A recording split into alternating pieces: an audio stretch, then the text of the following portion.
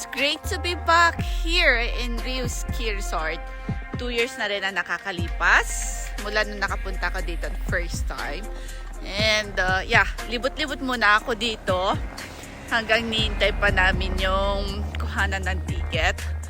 Aga na nakarating dito kasi night bus ang kinuha namin. Dito na kami ng before 5 a.m. Yan yung, wait, paano ko ba sabihin yan? Basta, at least open na yun ng 5 o'clock. Kaya yung mga ibang kasamahan namin, kasi ilang bus ang dumating dito Andyan din sila, kaya ng iba, papunta sa mga hotel nila. Though, kami naman is balikan lang ng aking partner, ng aking kasama ngayon. Night trip ulit pa uwi. Ganyan lang, nandito na lang din ako. Why not? Maglibot-libot muna. Yan, punong-puno sila ng snow. Buti na lang. Sa Chiba kasi, I'm from Chiba, hindi ganong may snow yung area namin. Kaya kung ganitong winter, gusto mo mag-ski, gusto mo mag-snowboard, tumadayo kami ng ski resort, ika nga. Okay na yung dumadayo kesa yung may snow yung area namin. Kasi naku, ang hirap kaya kapag snowhin talaga, lalo na sa pagpasok sa work. Kakatuwa lang, tingnan nyo mga puno na hitik ng snow, lalo na sa taas. Mamaya, so akyat kami sa taas. Ayan, mga bata warm up na. All I can say is warm up na. Lakad-lakad lang, enjoying the scenery. Kasi wala yan dito. Walang ganyan pala sa Chiba. Hindi, wala yan dito. Walang ganito sa amin sa Chiba. Kung mag-snowman doon sa area namin sa Chiba, hapon dosaw na yan Kadalasan, maghapon lang. Yan. Kaya pag tinatamad tayo umakyat mamaya, ano nang tawag dito? So meron yan. Parang sa airport. Oh. Siyang ka sasakay. At iaakyat ka na niya. Asus, akyat na ba ako? Yan. Dinadayo ang Rio Ski Resort dahil sa Sora Cafe nila doon sa taas. Sora means sky. So Sky Cafe.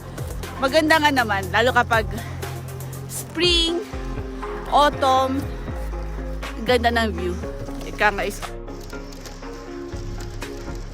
nagpe-freeze na yung kamay ko in fairness, pero di pa ako nagla-gloves. Akala ko kaya ko yung lamig, hindi ako nagdala ng aking bonnet. Ayan, mapapabili tuloy ako ng bonnet ko mamaya kasi malamig pala. Palibasa, doon sa amin sa Chiba, ilang degrees lang yun. Malamig sa malamig actually, pero hindi pa kami bumababa sa negative na temperature, kaya kaya pa. Kumbaga kaya pa ng kahit na normal lang na sweatshirt, ganyan. Unlike dito, freezing cold talaga ika nga, di ba? Yan. Alam, makyat na ako. Wait. Pakyat na ako ng pakyat. Imagine yan, nababayin ko mamaya.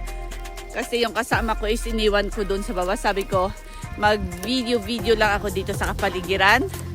And pakyat na ako ng pakyat. Ang mga nakikita natin dito is mga hotels.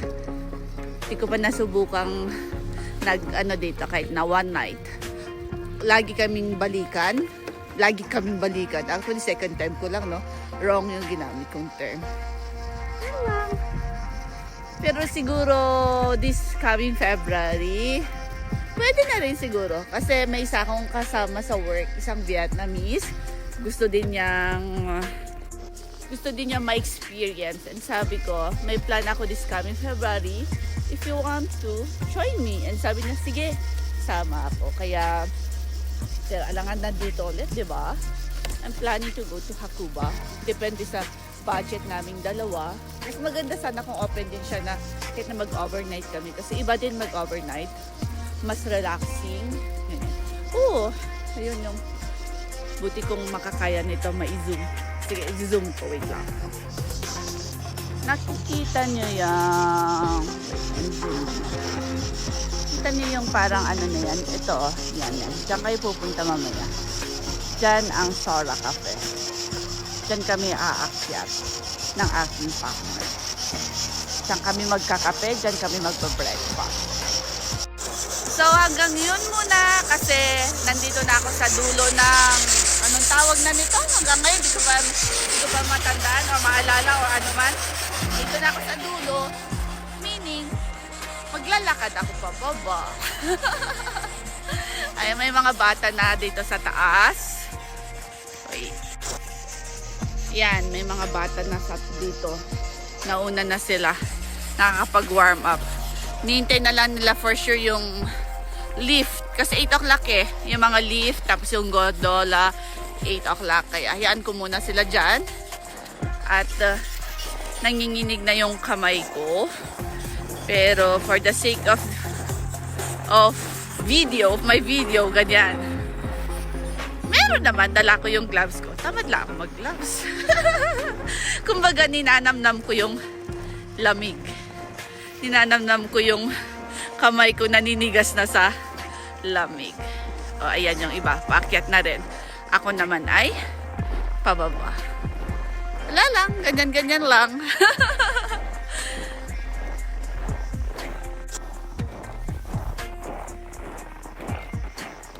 So, hanggang doon muna.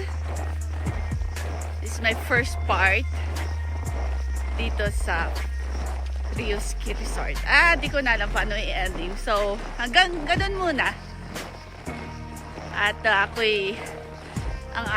aking matay busy pa tumitingin sa puting-puting kapaligiran. Thank you for watching. Till my next vlog. Bye everyone!